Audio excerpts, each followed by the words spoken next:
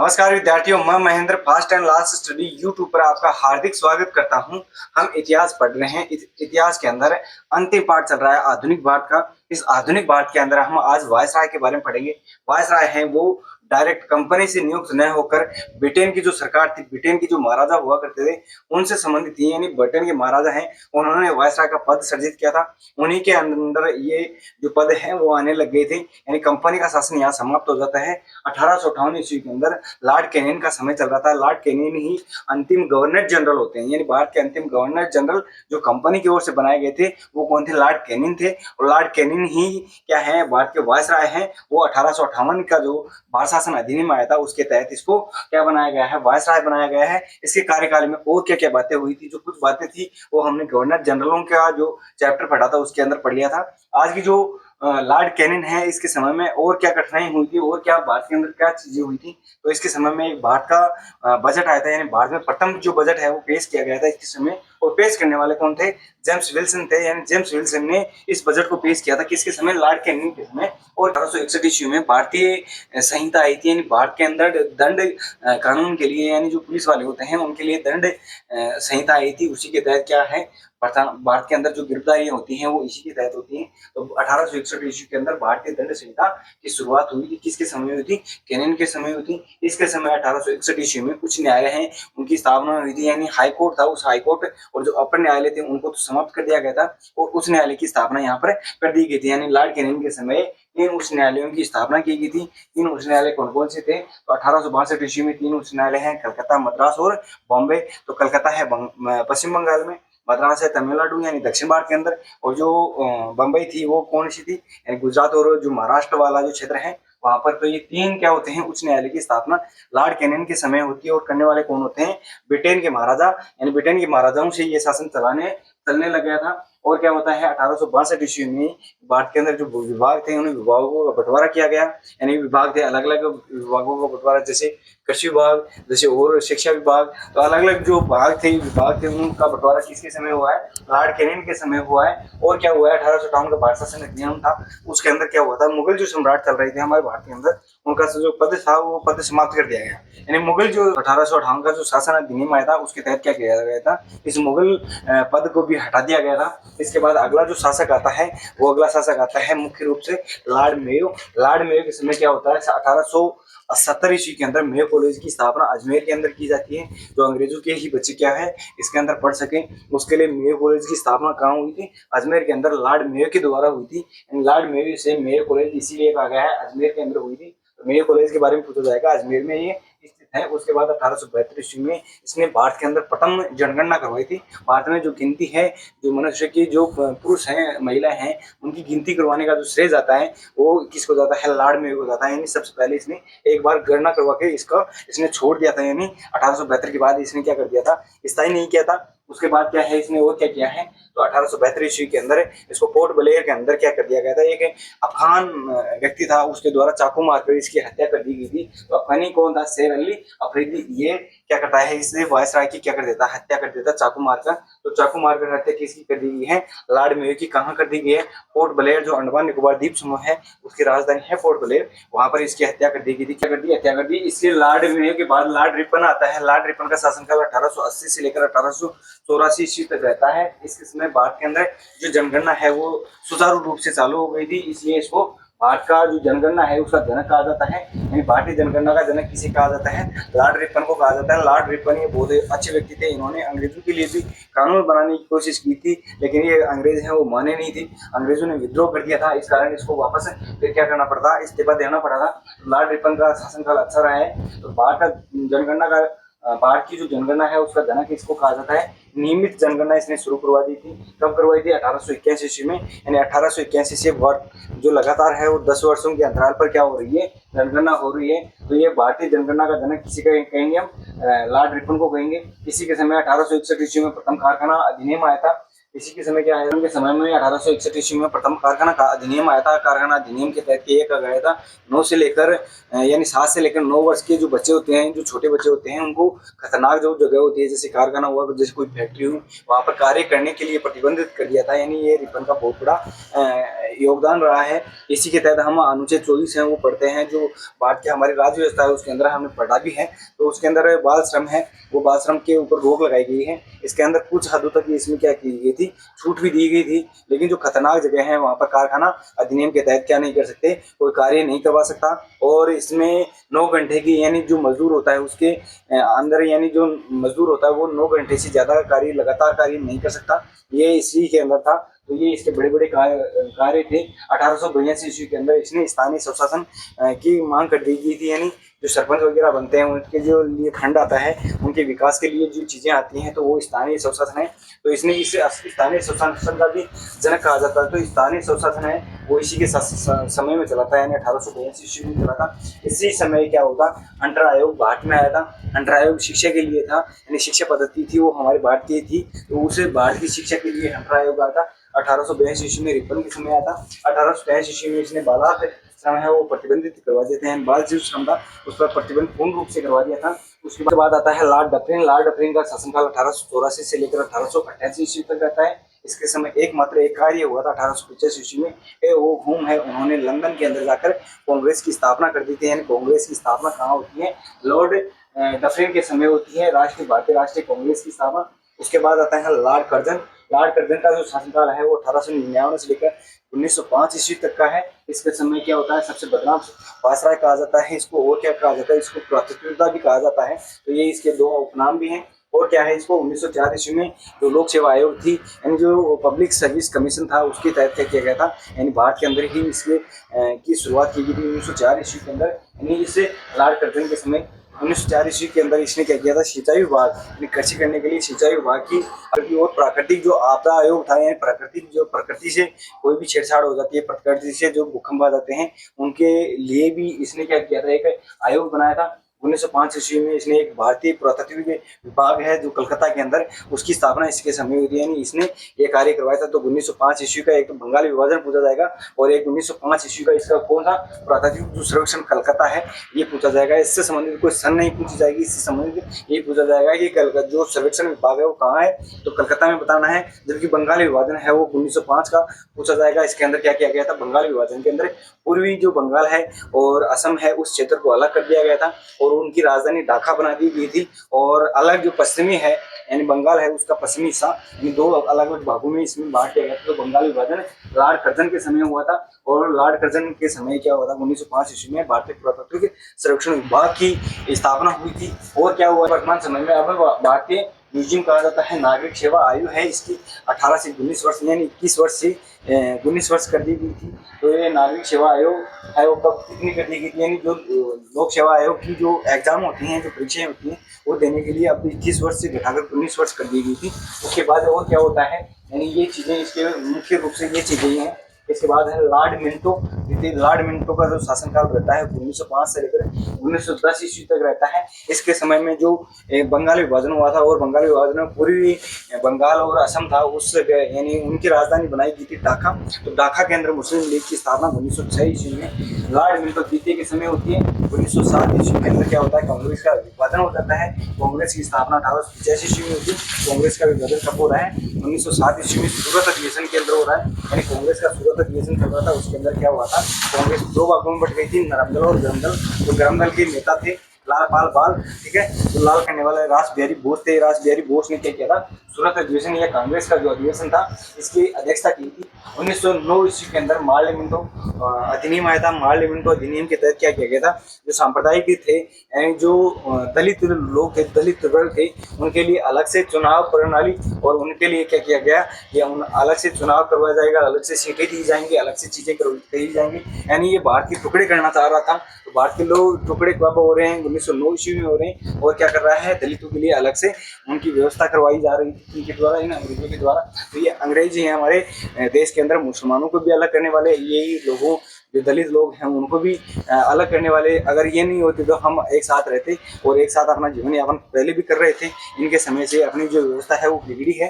तो ये चीजें क्या है, इसके समय है लॉर्ड मिंटो के समय यानी 1909 ईस्वी के अंदर। उसके बाद और की उसके बाद क्या है, लॉर्ड हार्डिंग यानी लॉर्ड मिंटो द्वितीय के बाद लॉर्ड हार्डिंग का शासनकाल आता है। इसके समय क्या होता है, 1911 ईस्वी के अंदर क्या होता है कि ब्रिटेन है, उस ब्रिटेन का महाराजा था, तो ब्रिटेन से तो शासन चल रहा था, तो ब्रिटेन का महाराजा था जॉर्ज पंचम। तो जॉर्ज पंचम क्या आता है, भारत में आता है, और भारत में आता है उस समय क्या किया जाता है, दिल्ली दरबार लगवाया जाता है। तो दिल्ली दरबार इसके समय लगा था लॉर्ड हार्डिंग के समय। ब्रिटेन के महाराजा जॉर्ज पंचम है 1911 में आते हैं। इसके समय में गेटवे ऑफ इंडिया यानी जो गेटवे ऑफ इंडिया है उसकी स्थापना की जाती है, उसका निर्माण किया जाता है। रविंद्रनाथ टैगोर हैं उनके द्वारा जनगण मन, जो हम भारतीय संविधान के अंदर जनगण मन है, वो भी हमने जब लिया था भारतीय संविधान में शामिल किया गया था, वो इस समय गाया गया है। तो कब गाया गया है, 1911 का जो कलकत्ता अधिवेशन, ये भी कलकत्ता का अधिवेशन था, इसके अंदर ये गाया गया था।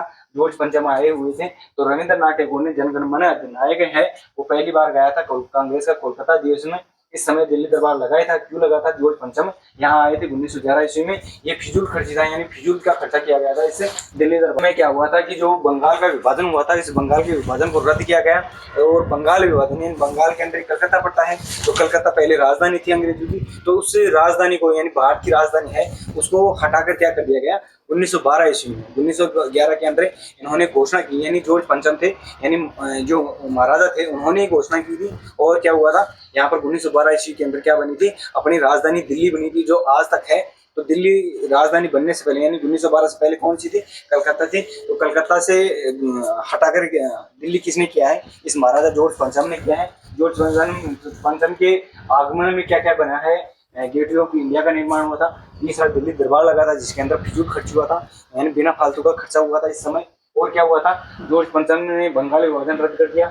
और फिर क्या होता है 1913 ईस्वी के अंदर जो होर्डिंग थे यानी जो वायसराय होर्डिंग थे, इसके समय क्या होता है कि ये जो होर्डिंग चांदनी चौक के अंदर घूमने जा रहे थे अपने परिवार के साथ ही, लेकिन रासबिहारी बोस हैं उनके क्रांतिकारी थे, उन्होंने क्या किया इसके ऊपर बम फेंक दिया। ठीक है, तो बम फेंकने के बाद भी ये हार्डिंग है वो बच गया था।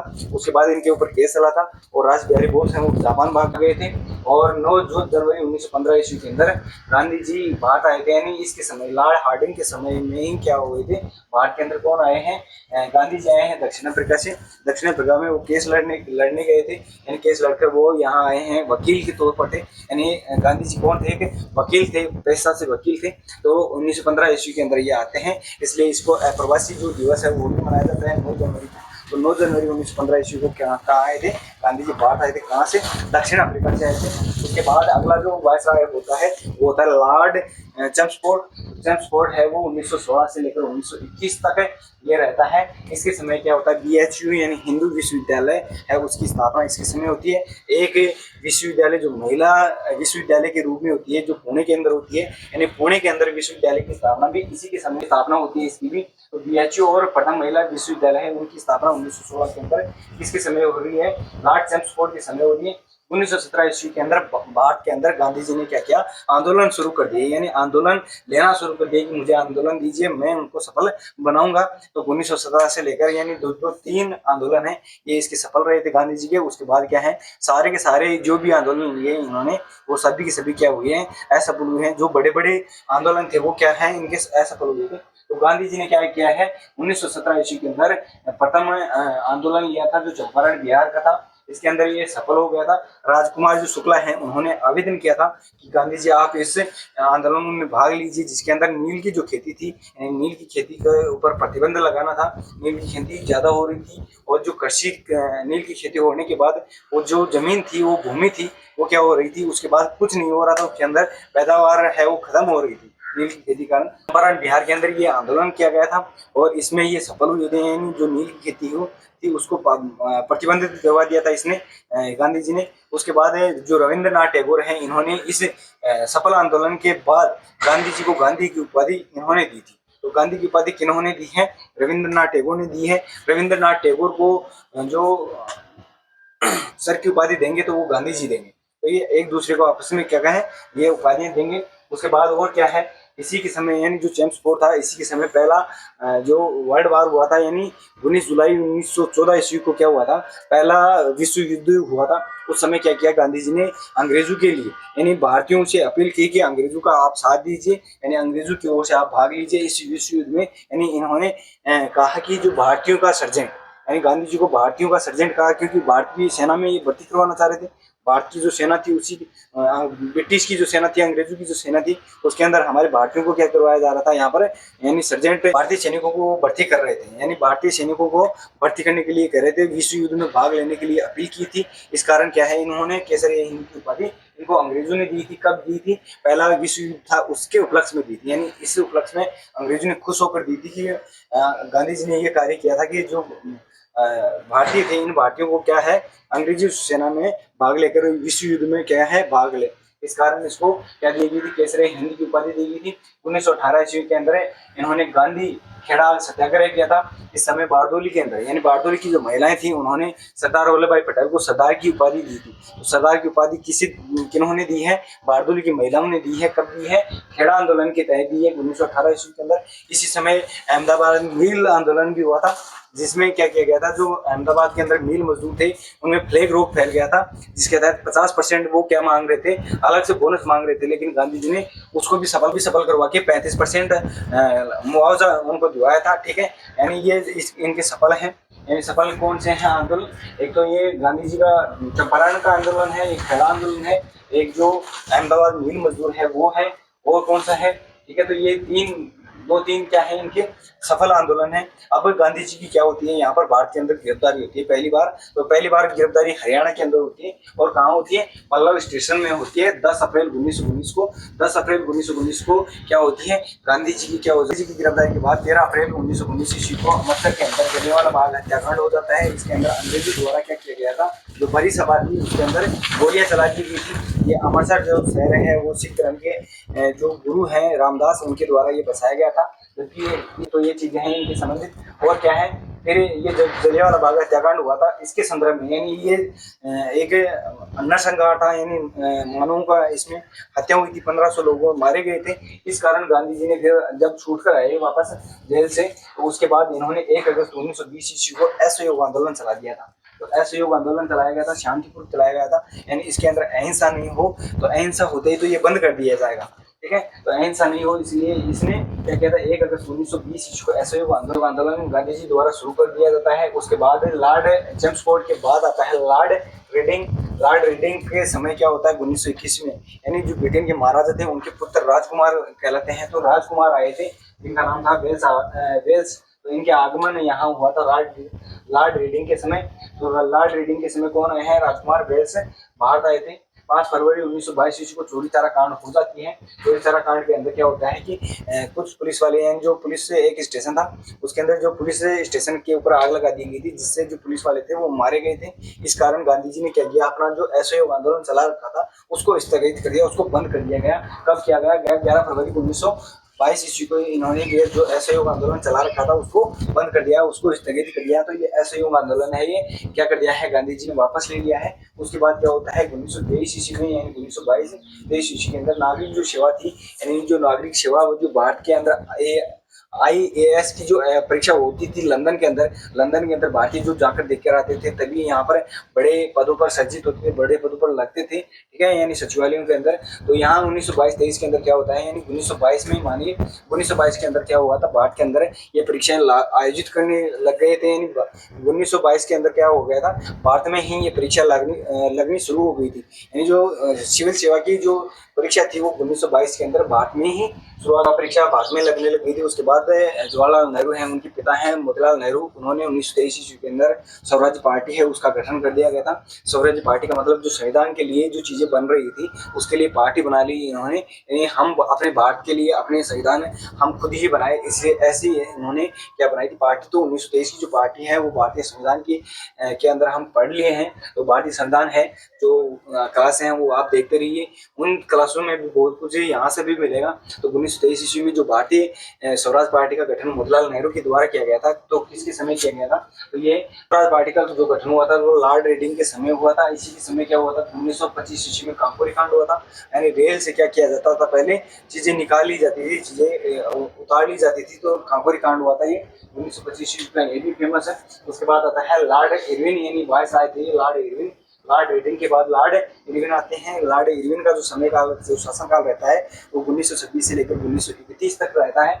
ये इसके समय क्या होता है, 1927 ईस्वी के अंदर दिल्ली और जो नागपुर है यहाँ दो स्थानों पर क्या होती है, विश्वविद्यालय की स्थापना होती है 1927 ईस्वी में। यानी लॉर्ड इरविन के समय दो और विश्वविद्यालय की क्या होती है स्थापना, एक तो दिल्ली के अंदर होती है, एक नागपुर के अंदर, ये दो क्या होती है विश्वविद्यालय की स्थापना होती है। 1928 ईस्वी में नेहरू रिपोर्ट प्रस्तुत की गई थी, तो हमारे भारतीय संविधान के अंदर जो प्रस्तावना है उस प्रस्तावना से संबंधित है। यानी जो नेहरू रिपोर्ट है ये प्रस्तावना है जिसके अंदर न्याय 3 प्रकार की हमें न्याय दी गई थी, तो ये 1928 ईस्वी के अंदर प्रस्तुत की गई थी। यानी लॉर्ड इरविन का समय था, इसी समय की दी गई थी, यानी ब्रिटिश सरकार को ये सौंपी गई थी। तो नेहरू रिपोर्ट कब दी गई है, 1928 ईस्वी में दी गई, लॉर्ड इरविन के समय दी गई है। 1928 में नेहरू रिपोर्ट के बाद 1929 ईस्वी में सैंडर्स की हत्या होती है। यानी सैंडर्स एक अंग्रेज अधिकारी था, उसकी हत्या भगत सिंह और जो राजगुरु और सुखदेव है, इन तीनों लोगों ने क्या किया था, बटुकेश्वर दत्त के नेतृत्व में, यानी बटुकेश्वर दत्त है उनके सहयोग से क्या किया, संसद भवन थी, उस संसद भवन पर बम फेंक दिया गया और सैंडर्स की वहां पर हत्या हो गई।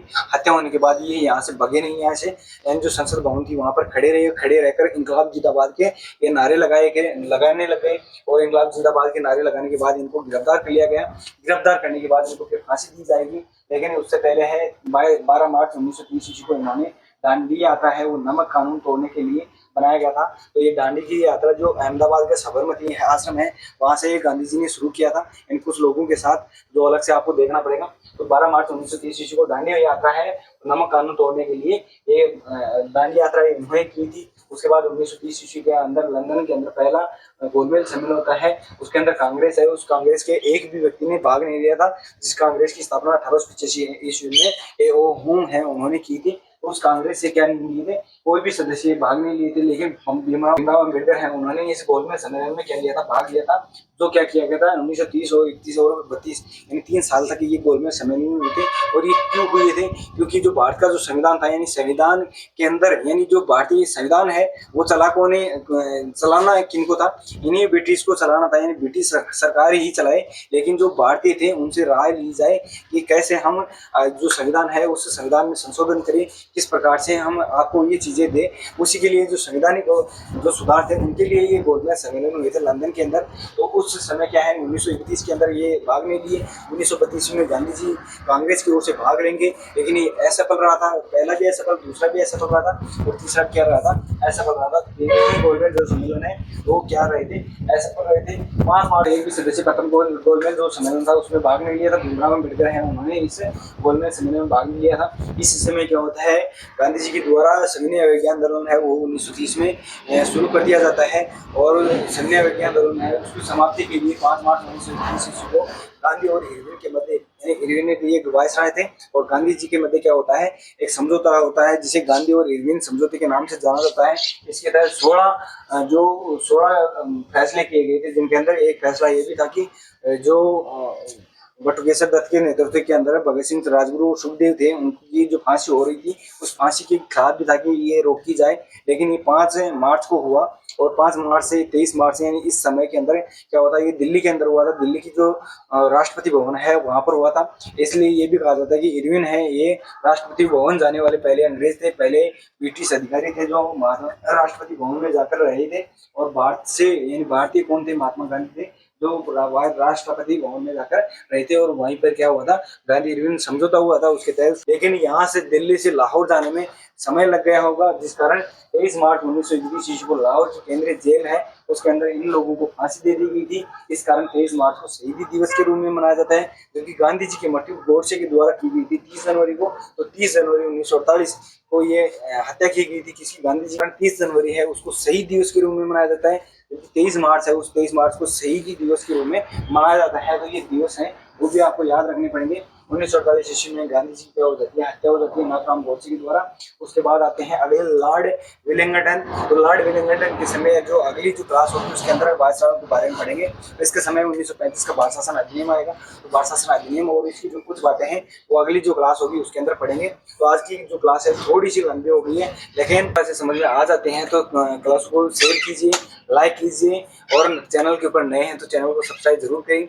जय हिंद, जय भारत, वंदे मातरम।